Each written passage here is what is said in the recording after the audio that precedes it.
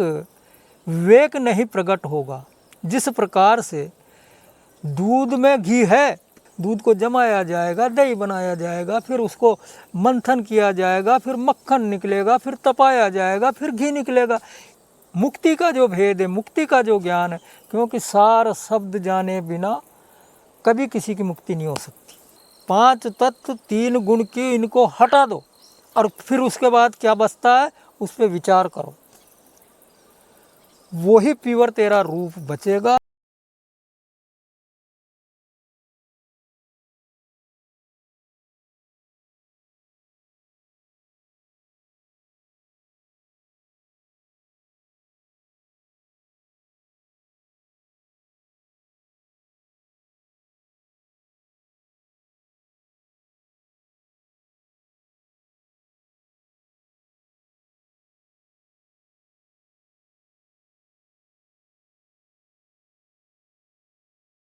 प्रणाम नमस्कार। भाई। एक ही प्रश्न बार बार आ रहा है कि बहुत से साधक बार बार यही प्रश्न करते हैं कि वो जो सार शब्द है उसके बारे में ये बताया गया है कि सार शब्द जाने नहीं चले काल की चाल, और वो जितने भी हैं क्रियाएं या उपाय, अगर वो सार शब्द नहीं जाना गया तो सब काल के ही जाल में जाएंगे, यानी मुक्त नहीं हो सकते। तो सार शब्द जीव के कैसे प्रकट हो, और बिना गुरु के सार शब्द प्रकट हो सकता है क्या? इसमें कितना वो है, सच्चाई है?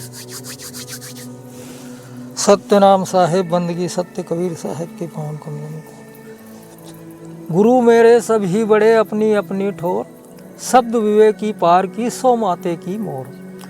अब साहेब ने बड़े अच्छे ढंग से कहा कि गुरु मेरे सभी बड़े, यानी जो गुरु जहाँ पर जिस स्टेज पे है वो आदरणीय है सब, क्योंकि कुछ न कुछ तो किसी को दे रहा है।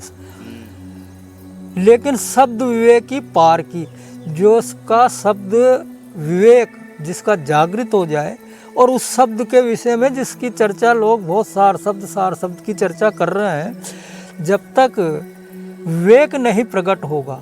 जिस प्रकार से दूध में घी है, लेकिन दूध को कितने ही लेते फिरो, लेकिन जब तक उसकी क्रिया पूरी नहीं होगी, दूध को जमाया जाएगा, दही बनाया जाएगा, फिर उसको मंथन किया जाएगा, फिर मक्खन निकलेगा, फिर तपाया जाएगा, फिर घी निकलेगा। इसी प्रकार सार शब्द बहुत एक अद्भुत विषय है कि ये बातों से का खेल नहीं है। सार शब्द को कई दफ़े जो है चर्चा बहुत हो चुकी है, लेकिन लोग मेहनत नहीं करना चाहते। अगर कोई सार शब्द को जानना चाहता है, उसको लगन है, प्यास है, तो गुरु से, पूर्ण गुरु से दीक्षा ले, और उसको लेने के बाद जैसा गुरु बताए उस सार शब्द को पाने के लिए तो आपको आधी रात को जागरण करना पड़ेगा, और कम से कम 3 घंटा आपको नाम सुमरन करना पड़ेगा। सार शब्द कह दिया जिस प्रकार से कि ये कोई साल 6 महीने का खेल है, सार शब्द प्रकट हो जाएगा। जन्म गुजरताते हैं, कोटि जन्म के पुण्य से सतगुरु मिले कबीर।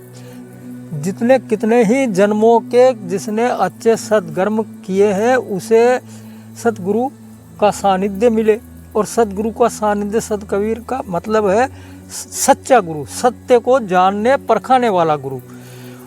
वो हमारे कितने ही करोड़ों जन्म के जो पुण्य उदय होते हैं, पहली बात तो कि जो संसार का जो ज्ञान है, जो पवित्र ज्ञान है, वो मिलना ही बहुत कठिन है।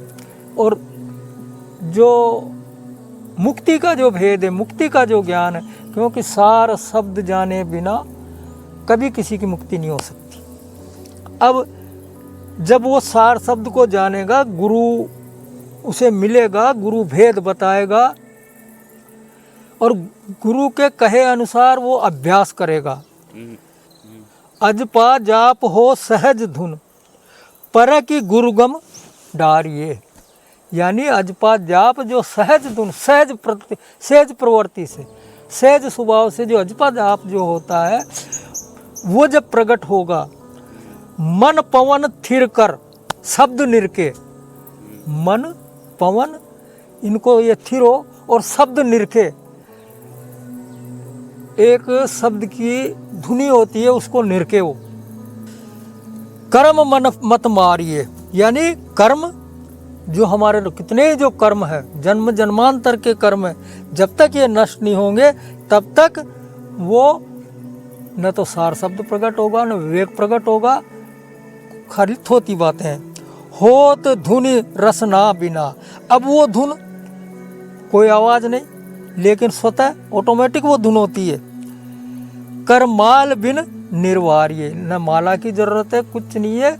और वो जो धुन प्रकट होती है, उसके बाद शब्द सार विदेह निर्कत अमर लोक सिधाई है। उसके बाद सार शब्द प्रकट होगा। अब सार शब्द कोई बातों का विषय नहीं है। सार शब्द के लिए रात दिन एक करना पड़ता है। और साहब ने एक जगह नींदड़िया तो को बेच डारूं कोई व्यापारी होए, यानी ये नींद जिसके सच्ची लगन होती है, जो अपने आप को मृत घोषित करने कि मैं मर जाऊं लेकिन मुझे तो प्राप्त होना चाहिए, वो रात रात भर जगेगा और गुरु के चरणों में रोएगा, आंसुओं की धारा बह निकलेगी, तब जाकर के गुरु कृपा करेंगे उसको। अब मेहनत कोई करना नहीं चाहता, सार शब्द प्रकट करना सब चाहते हैं। और आजकल तो सार शब्द का जो एक अंबार लगा हुआ है, तो सभी महान भावों से करबद्ध निवेदन है कि सार शब्द को कोई सार शब्द नहीं है। सार शब्द कोई शब्द नहीं, वो है आपन रूप। वो परमात्मा ने तुझे जो तेरा रूप दिया है, असली रूप, ये 5 तत्व 3 गुण की इनको हटा दो और फिर उसके बाद क्या बचता है उस पर विचार करो। वही प्योर तेरा रूप बचेगा। और ये सुरती जब शुद्ध होगी, अभी ये काग रूप में है, तब वो सार शब्द तेरा निज रूप एक प्रकाशित होगा। और प्रकाशित होगा तो उसमें बड़ी तसल्ली होगी। लेकिन विषय तो बड़ा मेहनत का है। ये शीश के साटे नाम मिले तो भी सस्ता जान। अच्छा, नाम का इतना बड़ा महत्व, वो नाम ही सार शब्द है। शीर्ष दिए जो नाम मिले तो भी सस्ता जान। अगर हम सिर उतार के रख दें और वो जो नाम है, जो अजर नाम है, जो अमर नाम है, उसका भेद जो सतगुरु देते हैं, वो उससे भी सस्ता है। अब आज गुरु कोई करना नहीं चाहता। पुस्तकें उसने पुस्तकों में देख लिया या कहीं सत्संग में सुन लिया। इसमें सबसे बड़ी कृपा गुरु की होती है। और गुरु जिस स्टेज का होगा, उस स्टेज की कृपा होगी उसके पास। अगर वो वास्तव में सत्यगामी है, सत्य से वाकिफगार है, तो अपनी ऊर्जा उस शिष्य के अंदर, जो शिष्य बिल्कुल आज्ञाकारी है। हम इतिहास में कई शास्त्रों में पढ़ते हैं कि गुरु ने जिस तरीके से जिससे कह दिया तो एक पैर भी नहीं हिलाता है। जैसे आप परशुराम जी की ले लो। परशुराम जी के पास ये कर्ण जब शिक्षा लेने गया, तो परशुराम जी के पैर पे, इसके कर्ण के पैर पे और सिर रख के, और कर्ण लेट गया। अब कर्ण लेट गया तो ये भी एक परीक्षा ही है। जो एक वो गोबरेला कीड़ा आता है, उसने आकर के और कर्ण की जांग में बेज पाड़ दी। और बेज पाड़ दिया तो गुरु की आज्ञा थी, अगर गुरु को जगाए तो गुरु की आज्ञा का पालन हो, अनादर हो, इसलिए वो सब कुछ सहन करता रहा। और वैसे क्षत्रिय अंश था उसके अंदर। जब वो खून उसका बह करके गुरु के पीठ के नीचे जब पहुंचा, और जब उनको आभास हुआ कि यार ये पानी कहाँ से आया, उनकी जैसे नींद टूटी। और उनने जब वो देखा, अरे कि ये खून, अरे करण ये खून कहाँ से आया। तो करण ने हाथ जोड़ के कहा कि गुरुदेव, एक कोई कीड़ा आया जिसने मेरी जंघा में छेद कर दिया, लेकिन आपकी नींद टूटती तो मैंने आपको जगाना उचित नहीं समझा और मैं सहन करता रहा। तो गुरु ने उस टाइम, गुरु थे परशुराम जी ने यह कहा कि तेरे अंदर जरूर कोई क्षत्रिय अंश है और दूसरा ये कार्य नहीं कर सकता था, इसलिए फिर उसको श्राप भी दिए कि ये तेने मेरे से जो विद्या सीखी है वो समय आने पर लुप्त हो जाएगी। उस टाइम उसका रथ जो है युद्ध में फंसा कीचड़ में, वो उनका हुआ। इसी प्रकार से एक उदाहरण दिया है मैंने कि दृढ़ता इतनी हो अपने गुरु के प्रति, और जब तक गुरु के प्रति दृढ़ता नहीं है, उनका गुरु का पावर अपने अंदर आता है, उनके प्रकाश अपने अंदर आता है, तो गुरु सेवा, आत्म सेवा और परमात्म सेवा, ये एक लिंक है। तो वो प्रकट नहीं किया जा सकता, वो प्रकट स्वयं ही होगा वो। भाई वो तो प्रकट जो है जब मेहनत करेंगे, जैसे घी निकालते हैं तो वो वैसे ही रक्का रक्का थोड़ी प्रकट हो जाता, मेहनत करना पड़ता। इसके लिए उनको सुमरन करना पड़ेगा, जगना पड़ेगा, प्रार्थना करना पड़ेगा, गुरु आज्ञा का पालन करना पड़ेगा, गुरु के प्रति,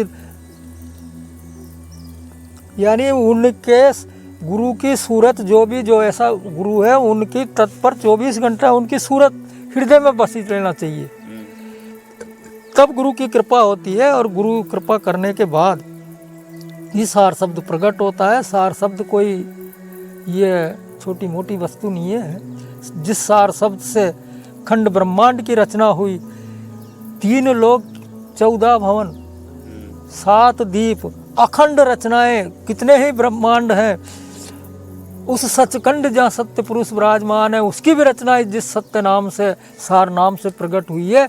और इसी सार नाम से जीव मुक्त होता है, और वो सार नाम स्वयं ही प्रकट होता है। वो तो स्वयं प्रकट होता है। अपनी जब जितनी लगन होती है, जितनी जिज्ञासा होती है, तब परमात्मा दया करते हैं और सार नाम प्रकट हो जाता है।